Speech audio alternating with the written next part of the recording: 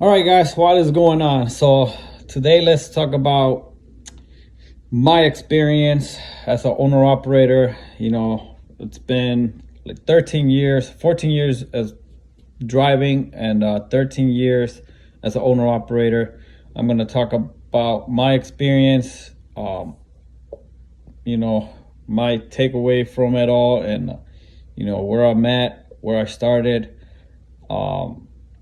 So just keep in mind, this is my experience. This is my story, I guess you can say.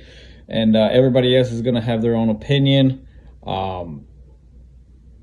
You could be doing way better than I am, or worse, or however it is. Like I said, just keep in mind, this is my story, So a little background, I got my license like in late 2010.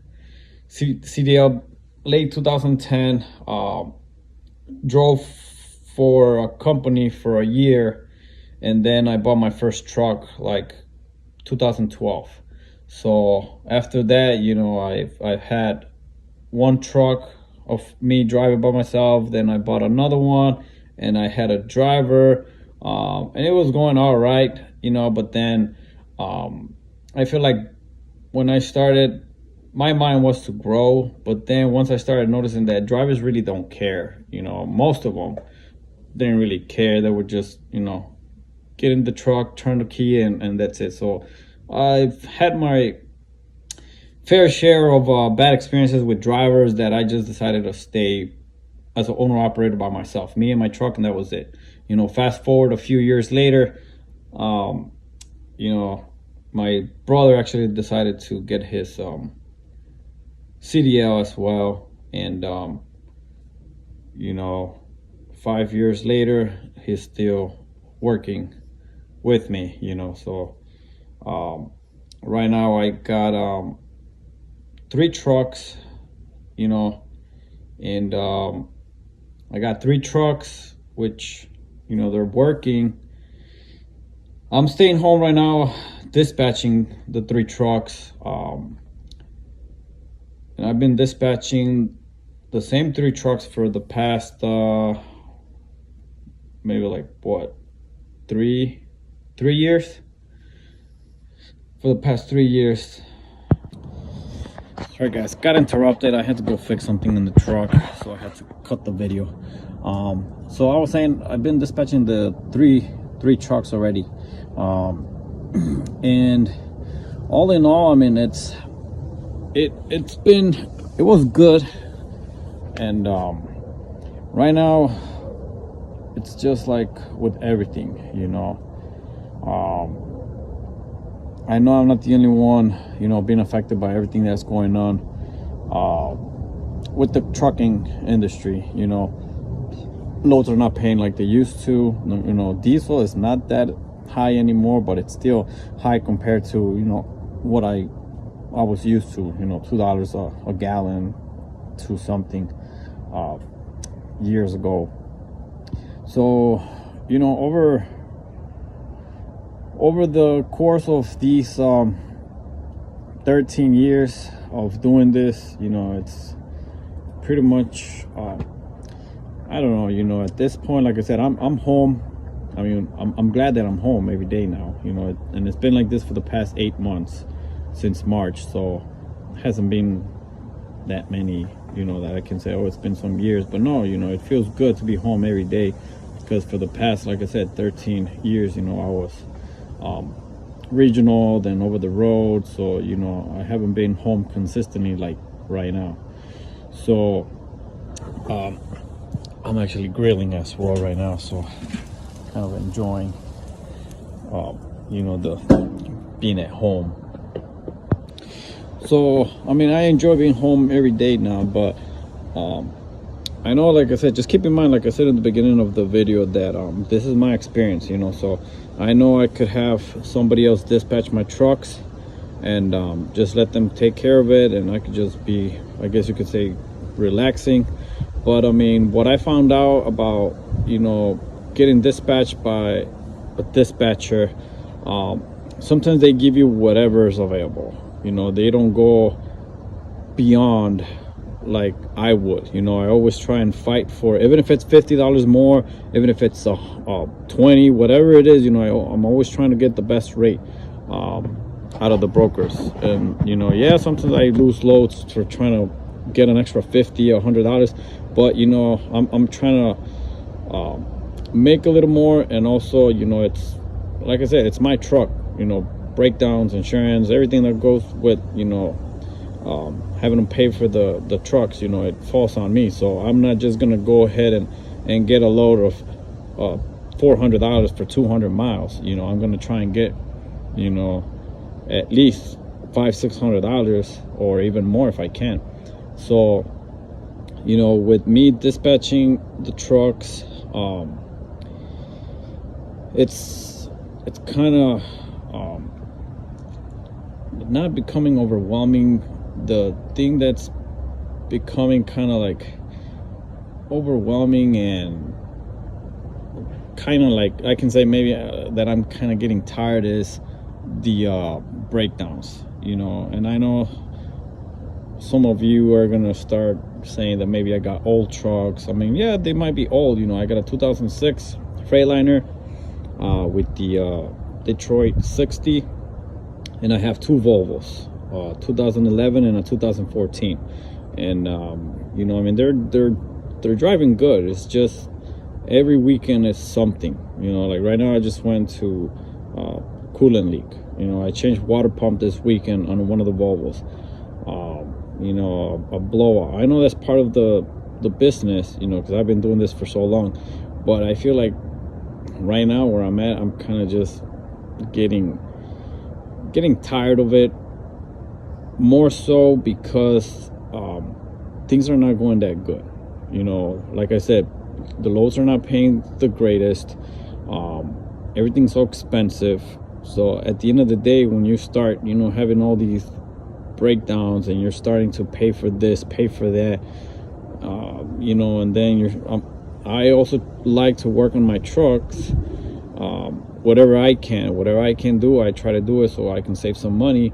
Because like I said, if you were making good money like back before COVID and all that, you had more than enough money to pay the mechanic to do, and you can enjoy the weekend. But right now it's like every weekend is something. So I gotta be there Saturday and Sunday trying to fix these things. So I don't know, I'm kind of getting like bored of it. So I really don't know what would be the next step if things don't get better.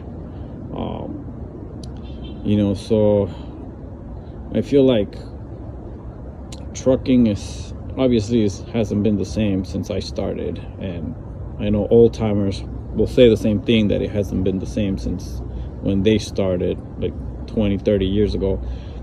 But I mean, I feel like if you're gonna be an owner operator and drive your own truck, I mean, you could still make some decent money, and also by working on your own truck, which that's what I was doing, but I mean, not that I decided to stay home and just dispatch, but I was driving my own truck and dispatching basically myself and the two other trucks. I know I shouldn't have been doing that, but thankfully I've never got into an accident. But you can't just stop and pull to the side of the road and look for a load for yourself or for your drivers. So I was constantly on the phone, answering emails, brokers, looking for loads. Like I said, thankfully never had an accident while doing that, and that's why I needed to hire another driver so that I can just focus on dispatching. And like I said, it's been okay, I guess you can say. I'm home every day. I see my wife more often now, every day. But it's still kind of like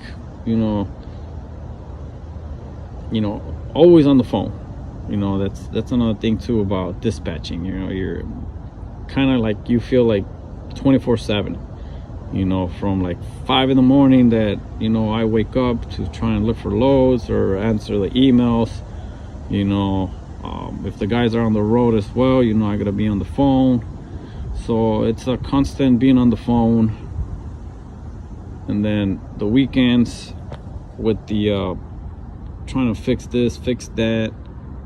So it's just becoming too much, you know. But if you want to be an owner operator right now, 2025, you know, the way things are going, I mean, you still be all right, you know. Just make sure you try and do everything you can on your own with maintenance, fixing things on your truck, and it should be good.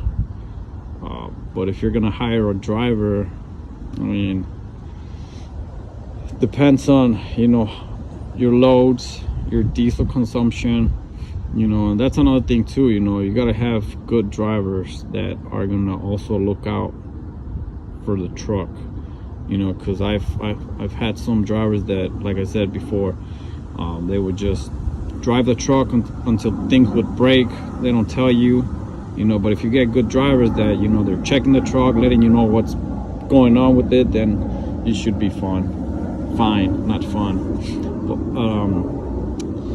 that's just my my short story, I guess you can say, on how trucking has been for me these past 13 years. Guys got any questions, you know, feel free to jot them down in the comments. Peace. What is going on, guys? So this is what I'm talking about. You know, I know it was done doing the video, but this is what I'm talking about when I mean like every weekend is something. Right now I'm at the trucks again, and driver came back telling me about, you know, hearing some kind of air leak and stuff. So this is what I found. We got a bent, broken shock absorber that punctured the airbag. So now I'm gonna have to change that. I mean, thankfully it's not as bad, because we were thinking it was the air compressor. But this is what I mean, guys. Every weekend something going on. Well, I guess it's part of trucking, right? But that's what I mean. So I didn't bring my jack, but I did have these two 4x4s in the back of my truck. So I'm just waiting for the air to slowly drain, because we have that air leak right there from the airbag, and I'm hoping it's gonna hold, and it's already there, and I think it will be strong enough to hold it. You can hear the crackling now. Yeah, because it's digging in there. So I think we should be fine. If not, I'm gonna have to go home and get my jack. I only needed to hold because I'm gonna be replacing the airbag and the strut back there. All right, guys. Well, I took it out already, but how does that happen? You know, it's just mind-blowing. And it's not like it's a cheap brand. It's freaking Fleet NM or whatever. You know, I have no idea how this happened. But here's the new one. This new one is match made parts, heavy duty. So we'll see how this one goes. And also I got the new airbag, because that's where it got ripped. Look at that. And I literally had just replaced that one 2 weeks ago. Oh man, but it is what it is. All right, guys, so got the new shock in there. Now it's time to get the airbag out. I already got the air hose line out, taking out this fitting. And then I'm gonna remove the bottom bolt, and then this side bolt right here, and we'll be ready to remove that one. All right, so got that one. That's a 3/4, and then the bottom one too. So just came off. The bottom bolt literally came off with the whole stud. So once it's off, oh, this is where it got damaged by that. So at least this is out. already, you know. So we got that out, and we're just gonna clean this up a little bit with the wire brush and clean that up as well, and then pop in the new one, put that fitting in the new airbag as well, put everything back together. All right, and there she is, new airbag, everything again connected. Just make sure don't over tying these like I did last time with that one and broke that nut. But other than that, that's pretty much it with this video. I got other little things to check on the truck as well, but for some reason on this truck, on the other side, it's leaking oil from actually I was on the correct side. What am I doing? From the turbo right here.